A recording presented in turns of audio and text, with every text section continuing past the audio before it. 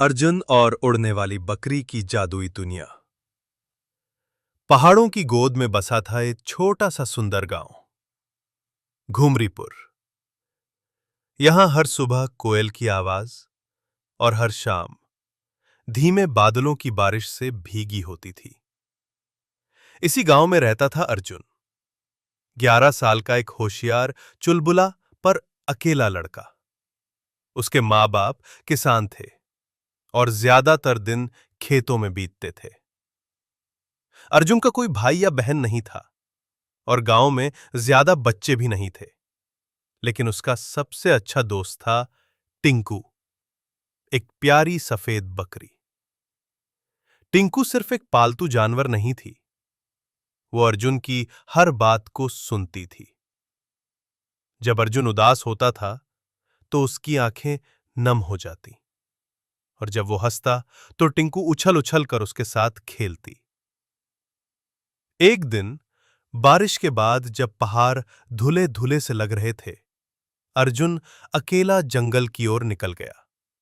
वो बहुत दूर पहली बार उस गुफा तक पहुंचा जिसके बारे में गांव वाले कहते थे कि वहां आत्माएं रहती हैं। गुफा के भीतर बहुत ठंडक थी। दीवारें चमक रही थीं जैसे उसमें छोटे छोटे सितारे जड़े हों। तभी उसे एक पत्थर पर रखा कुछ चमकता हुआ दिखा, नीले रंग का अजीब सा सींग।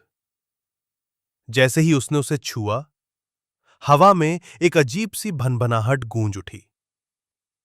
सींग को लेकर वो घर लौट आया और मजाक में टिंकू के सिर पर रख दिया।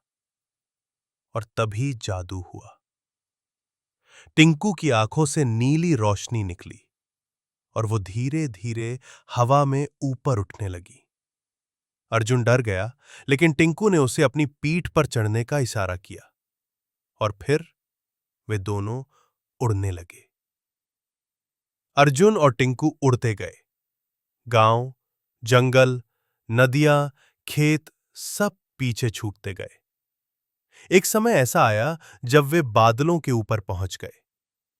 वहीं दूर से दिखा एक चमकदार तैरता हुआ टापू, आकाश द्वीप। इस द्वीप की खास बात थी, वहां हर जानवर उड़ सकता था। बकरियां, खरगोश, बिल्ली, सबके पंख थे। वहां टिंकू को देखकर हर कोई झुक गया। वहां का राजा था बकरा सिंह, एक विशाल बकरी जिसके सोने जैसे सींग थे, और वो इंसानी भाषा में बोल सकता था। राजकुमारी टिंकुरा, तुम लौट आई हो, राजा ने कहा। अर्जुन हैरान था। टिंकू यानी टिंकुरा असल में एक जादुई बकरी जाति की राजकुमारी थी, जिसे एक शाप के कारण धरती पर भेजा गया था और उसकी यादें मिटा दी गई थीं। वो तब तक सामान्य बनी रहेगी जब तक कोई मानव प्यारे मन से उसका जादुई सींग वापस नहीं पहना था। अर्जुन ने अनजाने में वो काम कर दिया था। आकाश द्वीप पर अर्जुन और टिंकू कुछ दिन रुके। उन्होंने उड़ने वाली किताबें देखीं, हवा में उगने वाले फूलों की खुशबू ली और पंखों वाले स्कूल में पढ़ाई भी की। लेकिन एक दिन संकट आया, काले बादलों का राक्षस। ये एक राक्षसी आकृति थी जो उड़ते द्वीपों को निगल जाती थी। सभी बकरियां डर गईं।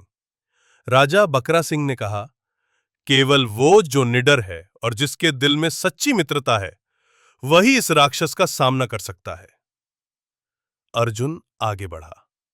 टिंकू ने अपने पंख फैला लिए और अर्जुन को लेकर उस राक्षस की ओर बढ़ चली। वो लड़ाई हवा में हुई। अर्जुन ने अपने ज्ञान, चतुराई और दिल से डर को हराया। टिंकू ने राक्षसी बादल के केंद्र में जादुई सींग घुसाया और पूरी आकाश गंगा में रोशनी फैल गई। राक्षस पिघल गया और द्वीप की जानें बच गईं। राजा बकरा सिंह ने अर्जुन को मानव वीर अर्जुन का खिताब दिया और एक विशेष पंखों वाला बैग दिया जिसमें एक बटन था। जब भी अर्जुन उसे दबाएगा, टिंकू आएगी, उड़ती हुई। टिंकू यानी राजकुमारी टिंकुरा ने कहा, मुझे वापस अपने राज्य की देखभाल करनी होगी, लेकिन जब भी तू पुकारेगा, मैं तेरे साथ उड़ने आ जाऊंगी। अर्जुन ने मुस्कुराकर कहा, हमारी दोस्ती पंखों से तेज है। मैं कभी अकेला नहीं रहूंगा। अब अर्जुन गांव में ही है, पर वो बदल चुका है।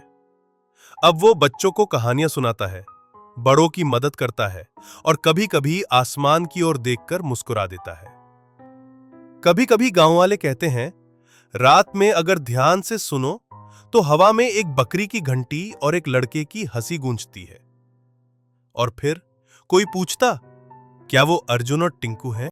सच्चा मित्र वही है जो तुम्हारी उड़ान में साथ दे और तुम्हारे डर में भी। और अगर तुम्हारे पास जिज्ञासा, अच्छाई और हिम्मत है, तो तुम किसी भी ऊंचाई तक उड़ सकते हो।